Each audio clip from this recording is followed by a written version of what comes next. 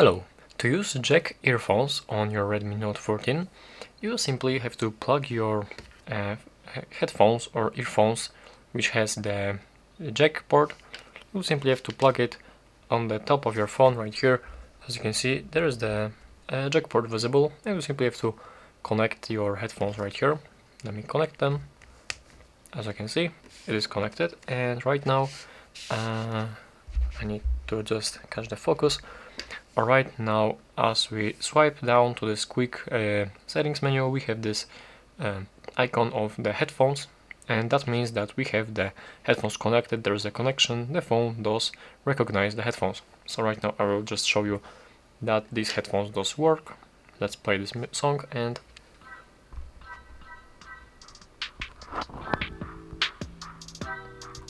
as you can see, the connection works, and basically that's how to use the jack earphones on your Redmi Note 14. Thank you for watching.